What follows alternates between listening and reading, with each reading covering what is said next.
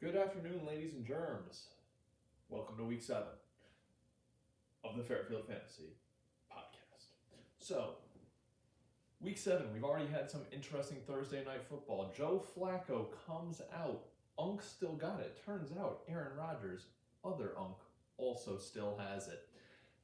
But we don't care about actual football. This is fantasy. Let's get on to the power rankings. Now, not listed here. In 12th, we have the Locomotives with Connor Burkell. Now, this team was a promising start with Connor's absolutely stacked wide receiver room, Justin Jefferson and Xavier Worthy. We really thought that with Travis Hunter, previous Heisman Trophy winner, joining the team, there may be some unstoppable force in this wide receiver room. But due to running back injuries, benchings, and overall just a lack of response in the RB room, this team cannot compete. 12th place. In 11th, we have Keeping It Dill. While they've been on a little bit of a hot streak here, Breece Hall, there's some question marks there, especially with this anemic Jets offense. Stephon Diggs, questionable. Zach Ertz, questionable. Brock Purdy, out. We have some real injuries here on this team, and although they have a 61% chance to win, their points for in the league are 10th. Now, bringing out our top 10, we have the ATLians, Hotlanta. Now, the real question here is, will A.J. Brown start to perform now that he is off of my roster and on Ben's? My guess is probably. The Eagles every year have 2 games where they don't really seem like they have their shit figured out. But let's be honest.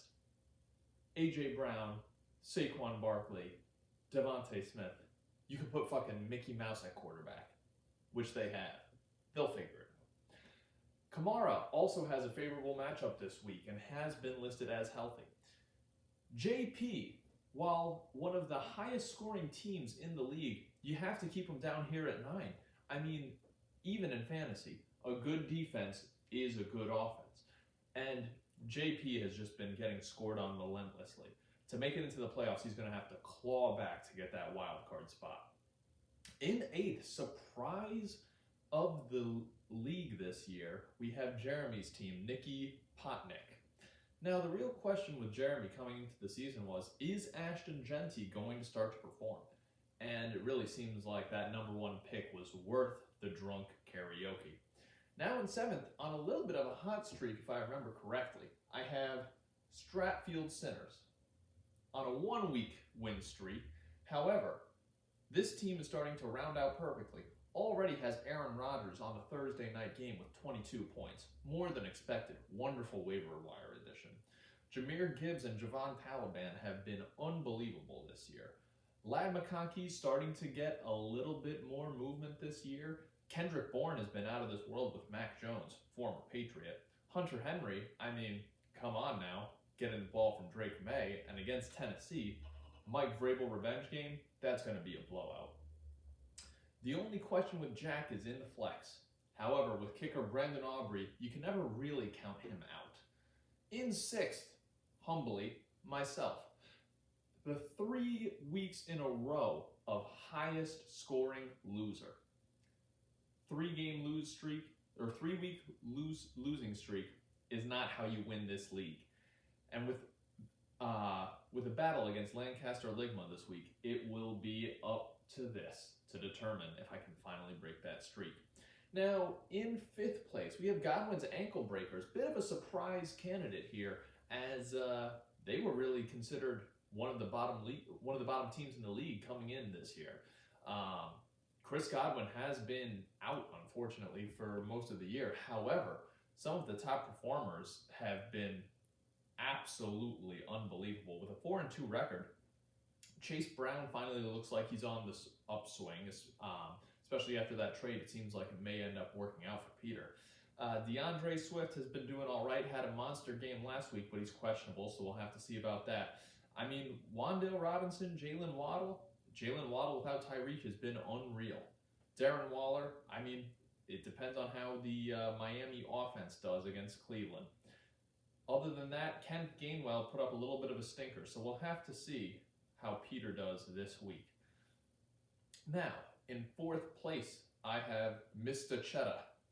Mr. Cheddar had a breakout game from Jamar Chase this week with 38 points on Thursday Night Football.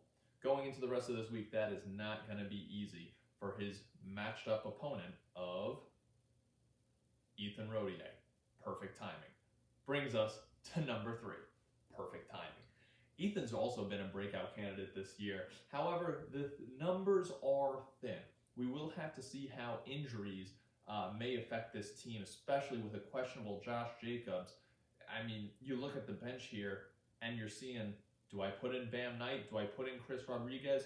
The starting lineup there is fantastic. But can he stay healthy throughout and to the playoffs and throughout the playoffs? Number 2, Team Rocket. I mean, Rashee Rice coming back from suspension this week. Josh put him into his lineup at 120 miles an hour. I mean, Rashee Rice, Saquon, CMC, I don't see how you can stop this team. And at number 1, the far and away power ranking this year, it has to be Lancaster Ligma. Dustin really has lucked himself and skilled himself into a number 1 position. I mean, it kind of reminds you of Patrick Mahomes and the Kansas City Chiefs. Jim, I don't know who else does it like this guy. I mean, he has been far and away the highest scorer for this league, averaging,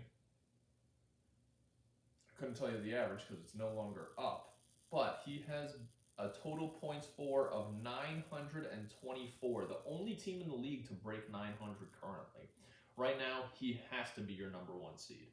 Now, let's do some matchup predictions. Getting a brief look at college football here.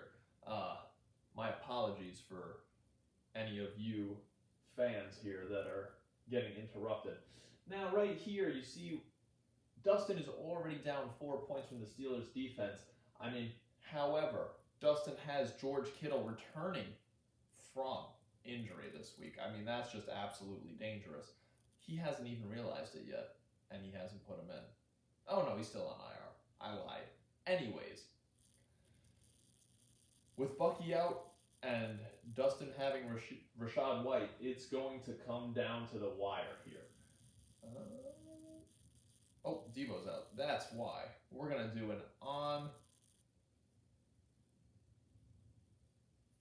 the fly swap. Plugging in Luke McCaffrey there. I want a part of that Dallas defense. Alternatively, I could throw in Alik Ayomanor, but with Gonzo on the field and Calvin Ridley out, I think he's going to be locked up. Now, Mr. Cheddar has a 38-point game from Jamar Chase on Thursday night. I don't think this takes much time. Kenny takes this one. Stratfield Sinners versus Keeping It Dill. I mean, I think that Jack sneaks out a win here. I know that Dylan has 49 points already. But with Stephon Diggs questionable and Zach Ertz questionable, even if they're in, I don't know what their week looks like in terms of points. Now this one is going to be neck and neck. I think this is going to Godwin's ankle breakers. This is Peter's game to lose here. Connor's running backs are both of the Houston Texans running backs, absolutely limiting his upside. On the bright side, he can't start the wrong one. However, without Tyreek Hill, Jalen Waddle has been putting it down. I take Peter on this one. Now, ATLians and team does not have a name, JP put in a name. We have a little bit of a mismatch here. I think Kamara versus Chicago is going to put up some numbers. The real question is, will Ramondre Stevenson fumble enough times to actually get Travion Henderson some yards for Ben? If that happens, I think he could sneak out a win here. Ben has a lot of favorable matchups to go. JP would need a this week. But this is fantasy football. Anything can happen. Team Rocket versus Nicky Popnik. I think with Rashee Rice returning from injury, I think Josh has this in the bag. That's pretty much all I have for you this week here. We'll see you next week. Good luck, everybody.